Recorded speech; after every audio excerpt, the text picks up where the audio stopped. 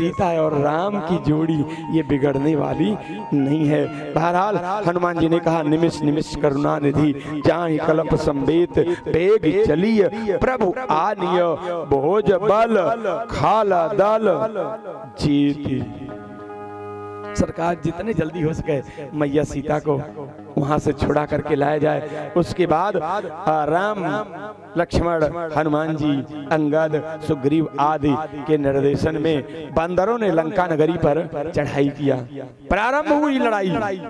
लड़ाई प्रारंभ हुई तो लंकेश रावण के परिवार के एक एक लोग मरते गए।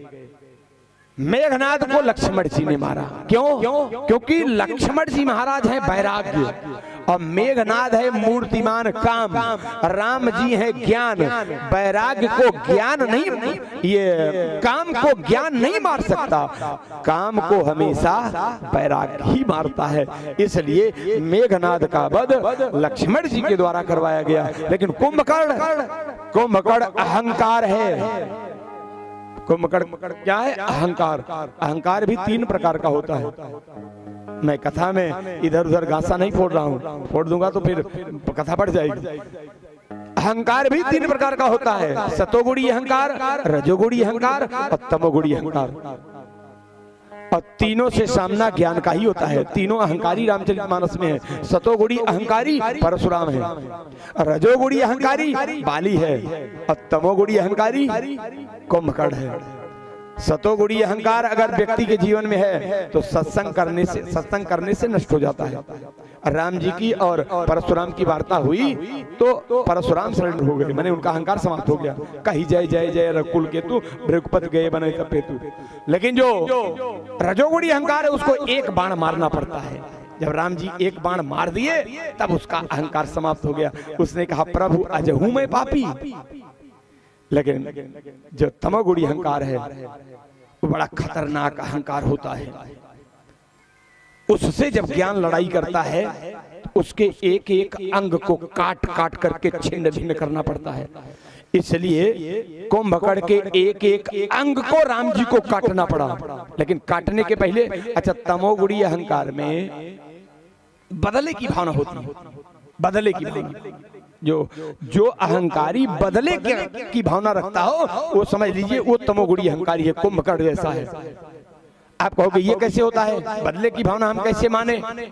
तो आप लोग जानते हैं कि जब कुंभकर्ण आया चला वहां से लड़ने के लिए तो रावण ने कहा सेना ले जाओ। उसने कहा सेना की कोई जरूरत नहीं है, हम अकेले काफी हैं। चल दिया। चला दुर्गता जी सेन न संग, कोई सेना नहीं। उसने कहा हम अकेले ही सबको मिटा देंगे, किसी की जरूरत नहीं है, किसी को नहीं लिया। यही एक अहंकार का लक्षण है, हमको किसी की जरूरत नहीं है। और जब वहां आया तो अंगदादि कपि मूर्छित करी समेत सुग्रीव। अंगद आदि बड़े बड़े बलवान निश्चरों को सुग्रीव के साथ मूर्छित कर दिया। हनुमान जी केवल छुटे हुए, बाकी सभी बंदरों को मूर्छित कर दिया। अब मूर्छित करने के बाद बदले की भावना। और जब सुग्रीव के ऊपर उसकी निगाह पड़ी तो सुग्रीव के देखते ही उसके दिमाग में एक बात आई कि इसी सुग्रीव के भाई बाली ने हमारे भाई रावण को कांख में दबाया था।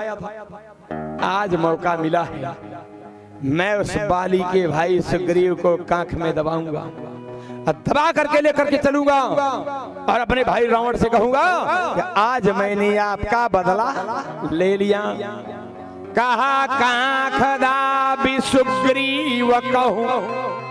सुग्रीव को कांख में दबा लिया और किसी को नहीं, केवल सुग्रीव को दबा लिया, दबा करके चला।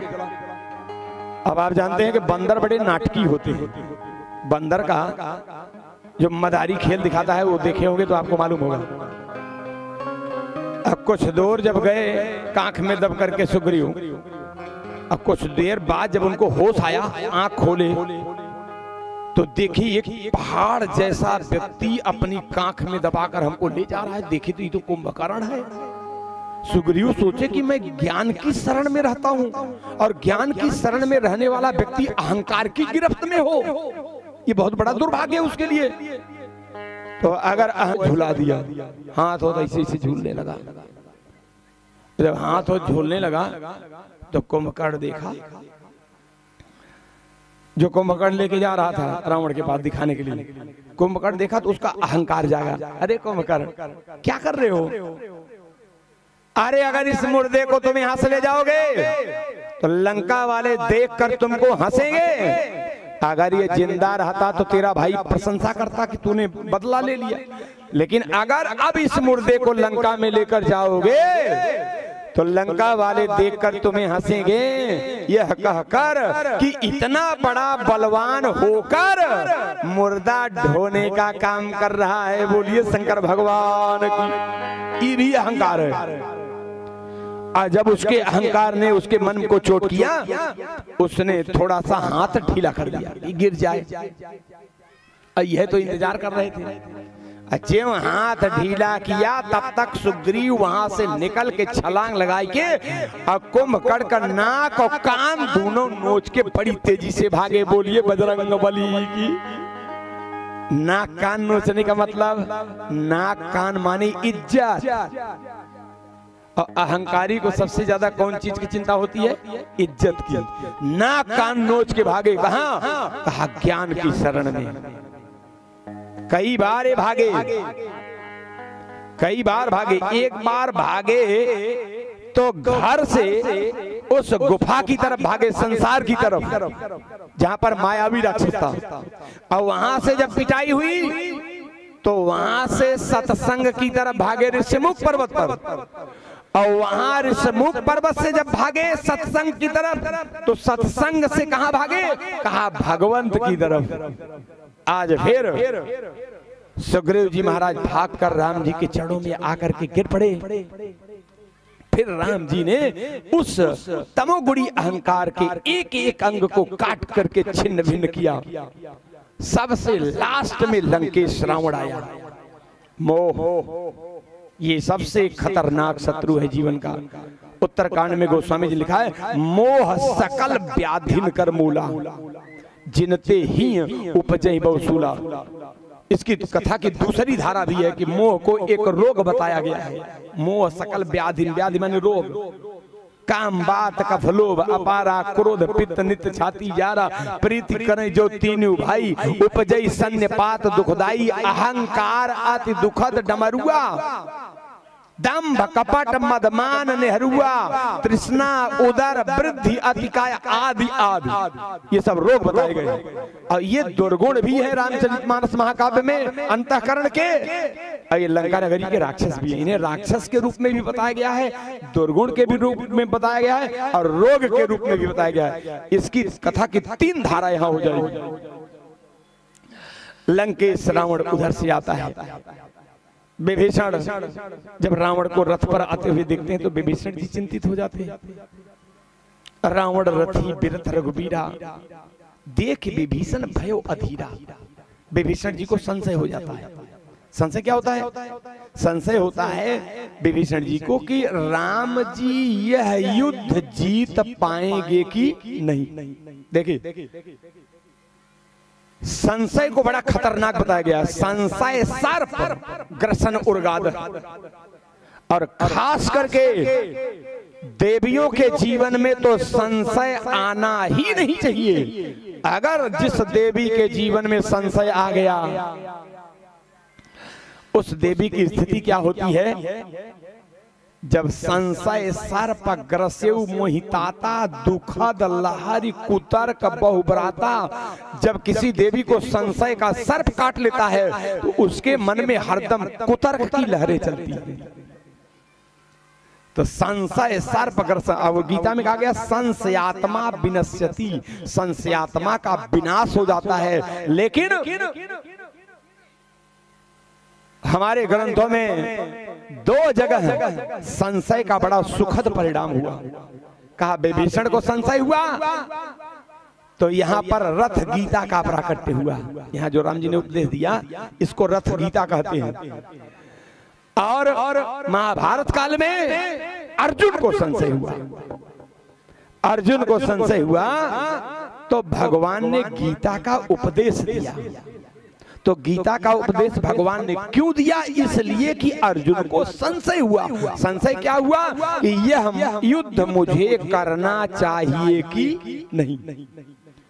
अर्जुन को युद्ध के औचित्य में संशय है और विभीषण को युद्ध के विजय में संशय है। तो दोनों जगह संशय से एक एक गीता का प्राकट्य हुआ। क्यों? क्योंकि उस संशय को दोनों लोगों ने भगवान के चरणों में अर्पित कर दिया। और भगवान कौन है? ज्ञान। अगर संशय को ज्ञान के चरणों में डाल दिया जाएगा तब वो संशय खतरनाक नहीं होगा। बहरहाल भगवान श्री राम जी एक साथ 31 बाण मारते हैं। एक बाण ने लंकेश रावण के नाभि के अमृत को सोखा, बाकी बाणों ने रावण के अंगों को काट काट करके छिन्न भिन्न किया। लंकेश रावण पूरी लंका नगरी के निशाचरों के साथ में जब समाप्त होता है तब भगवान श्री राम जी को सीता मिलती है। माने अंतःकरण से मोह, अहंकार, काम आदि जितने दुर्गुण हैं, ये राक्षसों का जो समूह है, ये सारे के सारे जब समाप्त होते हैं तब ज्ञान को शांति मिलती है। और जब ज्ञान को शांति मिलती है तब हर व्यक्ति के अंतःकरण में राम राज्य की स्थापना हो जाती है। जब ज्ञान को शांति मिलती है, ये राम राज्य के स्थापना का क्रम है। अब भगवान श्री राम जी विभीषण से कहते हैं, महाराज अगर आप पुष्पक विमान दे देते तो हम टाइम से पहुंच जाते, क्योंकि अब 14 वर्ष पूरा आज होने वाला है। आज ही 14 वर्ष पूरा होगा। और अगर सूर्यास्त तक राम जी नहीं पहुंचे तो राम जिसको सबसे ज्यादा प्यार करते हैं, क्या नाम है उनका? भरत। भरत जैसे भाई अपने प्राणों का त्याग कर देंगे। इसलिए भगवान श्री राम जी विभीषण से पुष्पक विमान की मांग करते हैं। और पुष्पक विमान ऐसा विमान आज तक बना नहीं। लोग कहते हैं कि विज्ञान बहुत आगे चल गया है।